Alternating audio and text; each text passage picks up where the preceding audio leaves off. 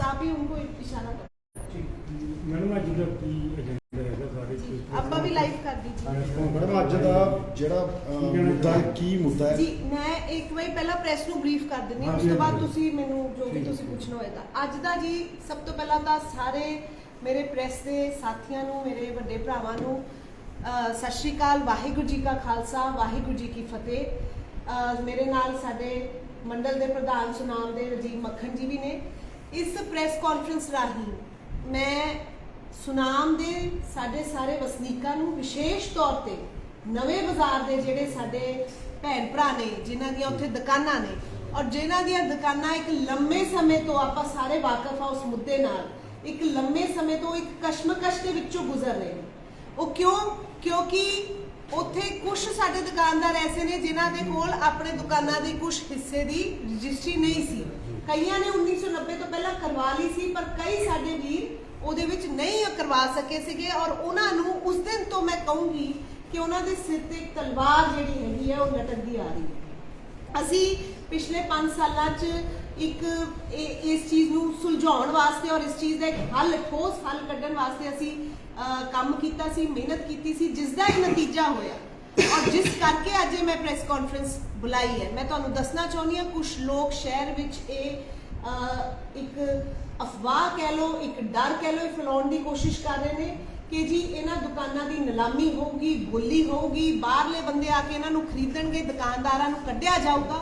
मैं उसते प्लस जिहड़ा नगर काउंसिल विच अज भी जिहड़ी हाउस की प्रोसीडिंग बुलाई है उहदे विच भी एक मता नवे बाजार के रिगार्डिंग लिया जा रहा है। मैं उसके रिगार्डिंग भी तुहानूं ये दसना चाहूँगी कि ये सारिया चीज़ां बेसलैस है।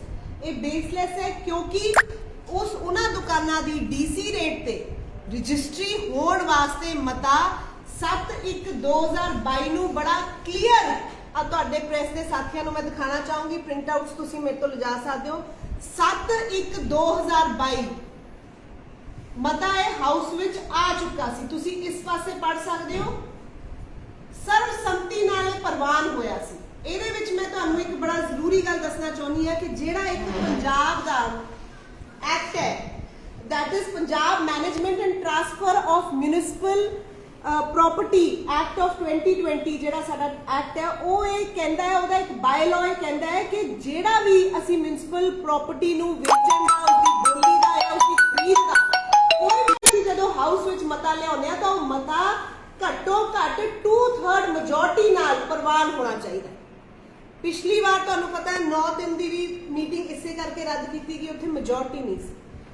कहण दी गल ये है कि इस मते नूं प्रवानगी वास्ते 2/3 मेजोरिटी चाहिए। असी जदों ये मता पास करवाया सी उदों साडे कोल फुल मेजोरिटी सीगी, कंप्लीट एब्सोल्यूट मेजोरिटी नाल मता पास हो चुका सीगा। अज दोबारा वो मता लिया के कदी वो रद्द हो जाता है, कदी फिर लियाना पैंदा। इसकी लोड़ ही नहीं सी। वो लोड़ उदों पैंदी जे मता प्रवान ना होया हुंदा। ये मता तुहानूं सारिआं पता है, मता पैण तो बाद लोकल बॉडीज जाता है चंडीगढ़ प्रवानगी लई। आ चिट्ठी है जी लोकल बॉडीज डिपार्टमेंट वालों लिखी गई 5/4/2022 विच इस मते दे 7/1/2022 दे हवाले तो, जिस विच की उन्होंने क्लीयरली आ पॉइंट दिता है 83, 84, 85, 87 अते 88 इन्हां मतिਆਂ संबंधी डिटेल रिपोर्ट भेजी जाए। इहदा मतलब ये मता प्रवान होके उन्होंने डिटेल मंगी, उसते कमेटी तो डिटेल मंगी कि सानू तुसी डिटेल दो कि केड़ी केड़ी दुकान है, किन्ने दुकानदार ने। आज कुछ साडे दुकानदार भरावां ने जिन्हां ने एप्लीकेशन मूव की सी, ये उन्होंने इस मते विच नाम भी सर, पर ये कल्ले यही 14 नहीं है। ये जिहड़ा मता सीगा सारे दुकानदारां दा पाया गया सीगा। ये 14 नहीं था, सिर्फ इन्हां तो एक एप्लीकेशन ली गई सी ताकि इस मते नूं हाउस दे बिजनेस विच लिआंदा जा सके। उस तो बाद इन्हां तो 5/4/2022 च डिटेल मंगी गई। अफसोस की गल यह है कि अज तकरीबन 1 साल हो गया इस चिट्ठी नूं। इस चिट्ठी के जवाब विच उन्हां दुकानदार भरावां दी डिटेल नहीं साडी नगर काउंसिल भेज सकी। ਉਹਦੇ ਪਿੱਛੇ कौन जिम्मेवार है? की ਉਹਦੇ ਪਿੱਛੇ कोई सियासी कारण ने?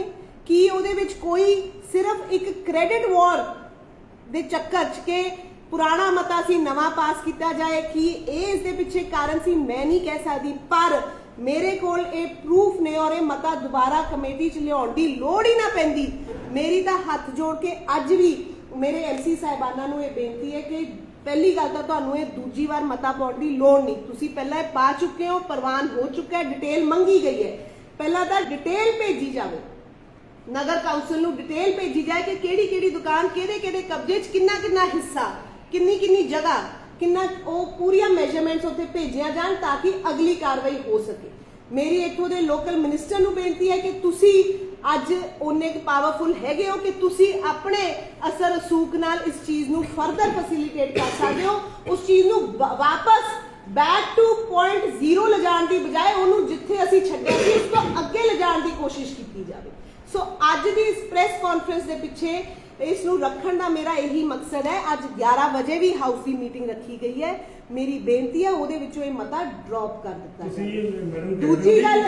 ਦੂਜੀ ਗੱਲ ਜੇ ਮਤਾ ਤੁਸੀਂ ਪਾ ਰਹੇ ਹੋ, ਦੁਬਾਰਾ ਤੋਂ ਪਾਣਾ ਚਾਹੁੰਦੇ ਹੋ, ਜੇ ਦੁਬਾਰਾ ਤੋਂ ਉਸ ਮਤੇ ਨੂੰ ਦੁਬਾਰਾ ਤੋਂ ਉਸ ਝੰਜੂ ਨੂੰ ਛੇੜਨਾ ਚਾਹੁੰਦੇ ਹੋ, ਫਿਰ ਉਹਨੂੰ ਕੱਲਾ ਇੱਕ ਆਈ ਵਾਸ਼ ਨਾ ਕਰੋ, ਫਿਰ ਇਨਸ਼ੋਰ ਕਰੋ ਕਿ ਉੱਥੇ 2/3 ਮੈਜੋਰਟੀ ਨਹੀਂ, ਉੱਥੇ ਕੰਪਲੀਟ ਮੈਜੋਰਟੀ ਹੋਵੇ। ਐਮਸੀਆਂ ਨੂੰ ਵੀ ਬੇਨਤੀ ਹੈ ਕਿ ਸਾਰੇ ਐਮਸੀ ਸਾਹਿਬਾਨ ਫਿਰ ਉੱਥੇ ਪਹੁੰਚਣ ਔਰ ਇਸ ਮਤੇ ਤੇ ਪ੍ਰਵਾਨਗੀ ਦੇਣ ਤਾਂ ਕਿ ਇਹ ਜਿਹੜਾ ਸ਼ਹਿਰ ਦਾ ਇੱਕ ਸਾਂਝਾ ਮਸਲਾ ਔਰ ਇਹਨਾਂ ਲੰਮੇ ਸਮੇਂ ਤੋਂ ਚੱਲ ਰਿਹਾ ਮਸਲਾ ਹੈ, ਇਹ ਦੁਬਾਰਾ ਹਾਊਸ 'ਚ ਪ੍ਰਵਾਨ ਹੋ ਤੁਸੀਂ ਮੈਡਮ ਕਹਿੰਦੇ 1 ਸਾਲ ਹੋ ਗਿਆ ਸਰਕਾਰ ਨੇ ਚਾਹੇ ਨਗਰ ਕੌਂਸਲ ਨਹੀਂ ਭੇਜਿਆ। ਜੀ ਬਿਲਕੁਲ। ਤੁਹਾਡੇ ਖੁਦ ਦੇ ਪਾਰਟੀ ਦੇ ਪ੍ਰਧਾਨ ਨੇ, ਬਿਲਕੁਲ ਤੁਹਾਡੀ ਮੈਜੋਰਟੀ ਹੈਗੀ ਹੈ, ਇਹ ਤੁਸੀਂ ਭਿਜਵਾ ਸਕਦੇ ਸੀ। ਮੈਂ ਤੁਹਾਨੂੰ ਇਹੀ ਦੱਸਣਾ ਚਾਹੁੰਦੀ ਹਾਂ, ਪ੍ਰਧਾਨ ਬਿਲਕੁਲ ਬੀਜੇਪੀ ਪਾਰਟੀ ਦੇ ਨੇ, ਠੀਕ ਹੈ, ਉਹ ਪਾਰਟੀ ਬੀਜੇਪੀ ਦੇ ਨੇ, ਪਰ ਉਹ ਪ੍ਰਧਾਨ ਸ਼ਹਿਰ ਦੇ ਨਗਰ ਕੌਂਸਲ ਦੇ ਪ੍ਰਧਾਨ ਨੇ। ਔਰ ਜਿਹੜੀ ਇਹ ਡਿਟੇਲ ਮੰਗੀ ਗਈ ਪ੍ਰਧਾਨ ਜੀ ਨੇ ਤਾਂ ਕੱਲ ਵੀ ਉਹਨਾਂ ਕੋਲ ਦੁਕਾਨਦਾਰ ਭਰਾ ਸਾਡੇ ਇਕੱਠੇ ਹੋ ਕੇ ਆਏ, ਉਹਨਾਂ ਨੇ ਆਸ਼ਵਾਸਨ ਦਿੱਤਾ ਹੈ ਔਰ ਪ੍ਰਧਾਨ ਉਹਨਾਂ ਦੇ ਨਾਲ ਖੜਾ ਹੈ। ਅਸੀਂ ਸਾਰੇ ਦੁਕਾਨਦਾਰ ਭਰਾਵਾਂ ਦੇ ਹੱਕ 'ਚ ਖੜੇ ਹਾਂ। ਪਰ ਗੱਲ ਇਹ ਹੈ ਕਿ ਹੁਣ ਮਿੰਟੀਆਂ ਗਿਣਤੀਆਂ ਤਾਂ ਅਫਸਰਾਂ ਨੇ ਕਰਨੀ ਹੈ। ਪ੍ਰਧਾਨ ਉਹਨਾਂ ਨੂੰ ਕਹਿ ਸਕਦੇ ਹੈ, ਪਰ ਅੱਜ ਮੌਕੇ ਦੀ ਸਰਕਾਰ ਦੇ ਪਤਾ ਨਹੀਂ ਕਿਹੋ ਜਿਹੇ ਪ੍ਰੈਸ਼ਰ ਨੇ ਕਿ ਦੁਬਾਰਾ ਉਹਨਾਂ ਨੂੰ ਇਸ ਚੀਜ਼ ਤੇ ਫੋਰਸ ਕੀਤਾ ਗਿਆ ਕਿ ਦੁਬਾਰਾ ਤੋਂ ਇਸ ਚੀਜ਼ ਦਾ ਸਾਰਾ ਮਤਾ ਦੁਬਾਰਾ ਪਾਇਆ ਜਾਏ। ਸੋ ਮੇਰੀ ਕਹਿਣ ਦਾ ਮਤਲਬ ਹੈ ਕਿ ਜਿਹੜੇ ਕੰਮ ਅਫਸਰਾਂ ਦੇ ਕਰਨ ਵਾਲੇ ਉਹ ਪ੍ਰਧਾਨ ਨਹੀਂ ਕਰ ਸਕਦਾ, ਪ੍ਰਧਾਨ ਕਹਿ ਸਕਦਾ ਹੈ ਔਰ ਪ੍ਰਧਾਨ ਨੇ ਅਨੇਕਾਂ ਵਾਰ ਕਿਹਾ ਵੀ ਹੈ, ਅਸੀਂ ਵੀ ਜ਼ੋਰ ਪਾਇਆ। ਪਰ ਮੈਨੂੰ ਲੱਗਦਾ ਕਿ ਇਸ ਦੇ ਪਿੱਛੇ ਇੱਕ ਕੋਈ ਸਿਆਸੀ ਕਾਰਨ ਹੈ ਜਿਹੜਾ ਕਿ ਇਸ ਦੁਬਾਰਾ ਸਾਰੇ ਜਿਹੜਾ ਜਿਹਨੂੰ ਕਹਿੰਦੇ ਨੇ ਇਸ ਝੰਜੂ ਨੂੰ ਦੁਬਾਰਾ ਛੇੜਿਆ ਗਿਆ। ਤੁਸੀਂ ਮੀਟਿੰਗਾਂ ਕੀਤੀਆਂ ਸੀ ਨਵਾਂ ਬਾਜ਼ਾਰ ਦੇ ਵਿੱਚ 2-3 ਚੋਣਾਂ ਦੇ ਦੌਰਾਨ, ਤਾਂ ਹੁਣ ਤੱਕ ਮਸਲਾ ਕਿਉਂ ਨਹੀਂ ਹੱਲ ਹੋਇਆ? ਰਜਿਸਟਰ ਕਿਉਂ ਨਹੀਂ ਹੋ ਸਕੀਆਂ? ਆ ਤੁਹਾਡੇ ਸਾਹਮਣੇ ਹੈ ਜੀ, ਲੋਕਲ ਬਾਡੀਜ਼ ਨੇ ਡਿਟੇਲ ਮੰਗ ਲਈ। ਹੁਣ ਡਿਟੇਲ ਤਾਂ ਅਫਸਰ ਭੇਜਣਗੇ ਨਾ, ਜੇਈ ਤੇ ਈਓ ਤੇ ਬਾਕੀ ਜਿਹੜੇ ਨਗਰ ਕੌਂਸਲ ਦੇ ਅਫਸਰ ਨੇ ਉਹ ਦੱਸਣਗੇ ਕਿ ਕਿਹੜੀਆਂ ਭਾਈ ਦੁਕਾਨਾਂ ਆ, ਉਹਨਾਂ ਤੇ ਕਿੰਨੇ ਸਮੇਂ ਤੋਂ ਕਾਬਜ਼ਕਾਰ ਬੈਠੇ ਨੇ। ਮੈਂ ਤਾਂ ਸਗੋਂ ਇੱਕ ਹੋਰ ਚੀਜ਼ ਤੁਹਾਡੇ ਧਿਆਨ 'ਚ ਲਿਆਉਣਾ ਚਾਹੁੰਦੀ ਹਾਂ। ਇਹਦੇ ਵਿੱਚ ਡੀਸੀ ਰੇਟ ਤੇ ਉਹਨਾਂ ਦੀ ਜਿਹੜੇ ਉੱਥੇ ਕਾਬਜ਼ਕਾਰ ਸੀਗੇ, ਇੱਕ ਅਫਵਾਹ ਫੈਲਾਈ ਜਾ ਰਹੀ ਹੈ ਕਿ ਉੱਥੇ ਨਿਲਾਮੀ ਹੋਊਗੀ, ਬੋਲੀ ਲੱਗੂਗੀ। ਮੈਂ ਪਹਿਲਾਂ ਇਹ ਦੱਸਣਾ ਚਾਹੁੰਦੀ ਹਾਂ ਕਿ ਕੋਈ ਨਿਲਾਮੀ ਜਾਂ ਬੋਲੀ ਵਾਲੀ ਗੱਲ ਨਹੀਂ ਹੈਗੀ। ਉਹ ਇੱਕ ਕਲੌਜ਼ ਤਾਂ ਰੱਖਿਆ ਹੈ ਕਿ ਜੇ ਬਾਈ ਚਾਂਸ ਕੋਈ ਸਾਡਾ ਦੁਕਾਨਦਾਰ ਭਰਾ ਇਹ ਨਾ ਪ੍ਰੂਵ ਕਰ ਸਕੇ, 12 ਸਾਲ ਦਾ ਕਬਜ਼ਾ ਉਸ ਪ੍ਰਾਪਰਟੀ ਤੇ ਨਾ ਪ੍ਰੂਵ ਕਰ ਸਕੇ, ਤਾਂ ਉਹਦੇ ਕੋਲ ਉਸ ਨੂੰ ਖਰੀਦਣ ਦਾ ਕੋਈ ਰਸਤਾ ਹੋਵੇ, ਨਿਲਾਮੀ ਰਾਹੀਂ ਜਾਂ ਬੋਲੀ ਰਾਹੀਂ ਉਸ ਨੂੰ ਖਰੀਦ ਸਕੇ। ਇਹ ਤਾਂ ਕਲੌਜ਼ ਰੱਖਿਆ, ਇਸ ਲਈ ਨਹੀਂ ਰੱਖਿਆ ਕਿ ਬਾਹਰਲੇ ਲੋਕ ਆ ਕੇ ਉਹਨੂੰ ਉੱਥੋਂ ਕੱਢਣ ਔਰ ਉਸ ਦੀ ਦੁਕਾਨ ਨੂੰ ਖਰੀਦਣ। ਦੂਜੀ ਗੱਲ, ਇਨਫੈਕਟ ਮੈਂ ਤਾਂ ਇੱਕ ਵੇਗ ਜਿਹਾ ਤੁਹਾਡੇ ਸਾਹਮਣੇ ਖੁਲਾਸਾ ਕਰਨਾ ਚਾਹੁੰਦੀ ਹਾਂ, ਤੁਸੀਂ ਇਸ ਤੇ ਜ਼ਿਆਦਾ ਡਿਟੇਲ 'ਚ ਤੁਸੀਂ ਜਾਣਕਾਰੀ ਪ੍ਰਾਪਤ ਕਰ ਸਕਦੇ ਹੋ। ਜਿਹੜੇ ਐਕਟ ਦੀ ਮੈਂ ਗੱਲ ਕੀਤੀ ਸੀ ਉਹਦੇ ਵਿੱਚ ਇਹ ਵੀ ਕਲੌਜ਼ ਹੈ ਕਿ ਜਿਹੜਾ ਸਾਡਾ ਭੈਣ ਭਰਾ 3 ਲੱਖ ਤੱਕ ਇਨਕਮ ਟੈਕਸ ਰਿਟਰਨ ਭਰਦਾ, ਜਿਹੜਾ ਗਰੀਬ ਜਿਹੜਾ ਵਿਚਾਰਾ ਗਰੀਬ ਹੈ ਜਾਂ ਉਹਨਾਂ ਯੋਗ ਨਹੀਂ ਹੈ ਫਾਈਨੈਂਸ਼ੀਅਲੀ, ਉਹਨਾਂ ਕੇਪੇਬਲ ਨਹੀਂ ਹੈ ਕਿ ਉਹ ਡੀਸੀ ਰੇਟ ਤੇ ਰਜਿਸਟਰੀ ਕਰਾ ਸਕੇ, ਉਹਨਾਂ ਲਈ ਇਹ ਵੀ ਕਲੌਜ਼ ਹੈ ਕਿ ਉਹ 12% ਆਫ ਦਾ ਜਿਹੜਾ ਡੀਸੀ ਰੇਟ ਹੈ ਉਸ ਤੇ ਰਜਿਸਟਰੀ ਆਪਣੇ ਉਸ ਥਾਂ ਦੀ ਕਰਾ ਸਕਦੇ ਨੇ, ਸਿਰਫ 12% ਤੇ।